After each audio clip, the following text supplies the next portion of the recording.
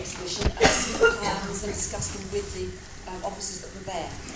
I think the key thing that we want to get across to you this evening is the one thing you've got to do after, or we've all got to do after this meeting, is put together your individual responses to the SPD and send those in to Helen Murch. We need to tell the council what we like, what we object to, and if we have some ideas how we'd like the plan to change. We as your residents group have tried to help you with that because it is a very large document. It's over 100 pages. The council's done a lot of work and done some very comprehensive studies of things in there.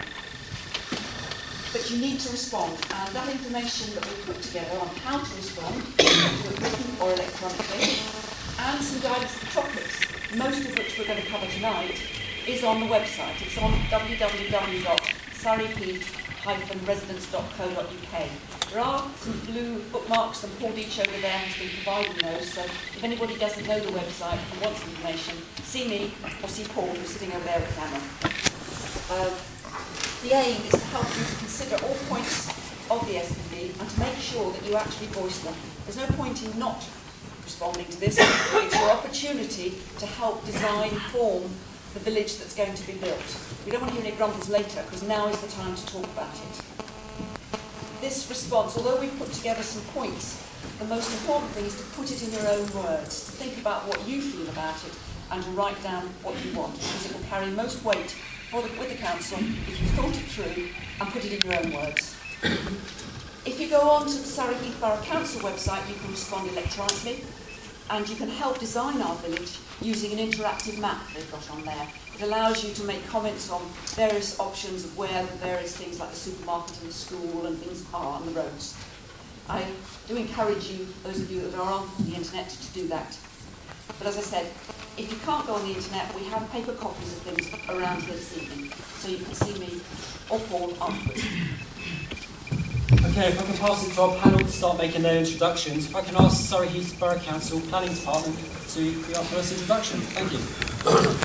Thank you very much, Chairman. Could I just refer to my colleague on the right, Jenny Rickard, Planning Policy Manager, who's done a huge amount of work on Deepcut, and colleague referred to, but absent at the moment, is Helen Murch, who is still in the exhibition hall opposite. We did make a commitment publicly that we would keep that exhibition open till 9 o'clock. So at the moment, Helen is stuck there until that exhibition closes, but she'll probably join us as soon as she can. Can I just say that collectively at the council, Jenny, myself, Helen, obviously all work for the council, but collectively our role has been to address the planning issues that we are faced with at Deepcut and its likely release for future development. And we're doing that through two planning documents which have been referred to already this evening.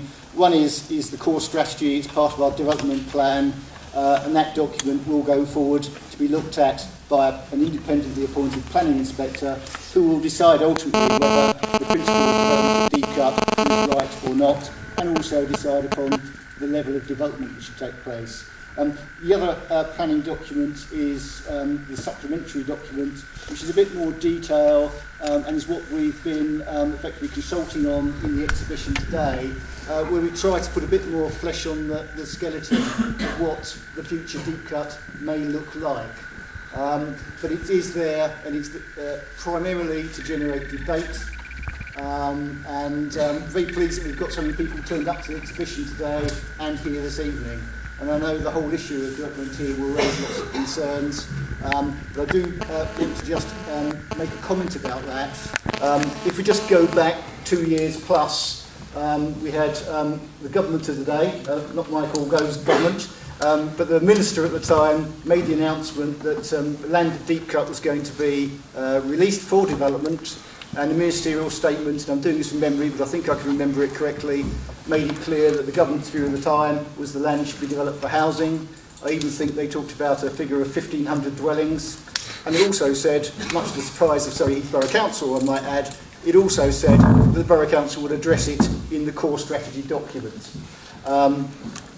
We could at that time, I will be brief, the Council could at that time said, well actually, okay, but we're just going to sit back, wait to see what happens, and at some point in time when the land is sold, we'd get some planning applications in, and we'd have to deal with it, and the chances are we'd end up with some form of development commercially driven by a developer or consortium of developers, and it would be something like that that would actually happen at Deepcut, and the level of public engagement probably wouldn't be all that intense.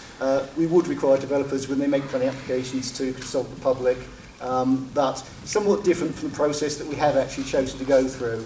I think we've actually opted for a completely different approach where we've tried to proactively address all the issues through the core strategy, through the supplementary planning document.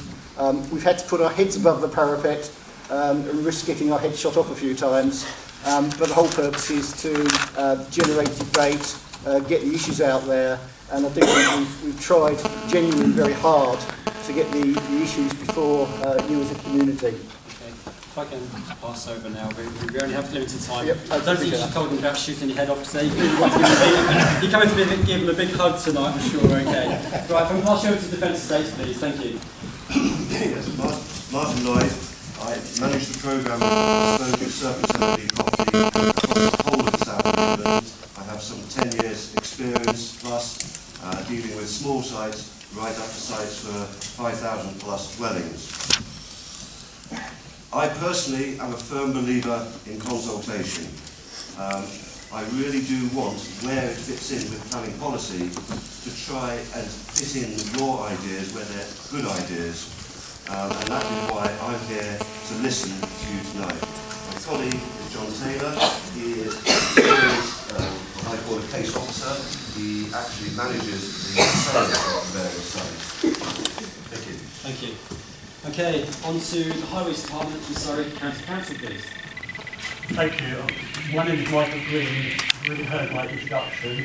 Really, tonight I need to set out very quickly what our role is in the process and also what our role is tonight. Firstly, our role in the process is to really act as a critical friend, to critically test the findings so far in the work that has been done primarily by the MOD on the transport implications of what might happen here over the forthcoming years. And most importantly, the main element of that process is to work with all parties and to hear you out, to hear your concerns and to feed back to you on those.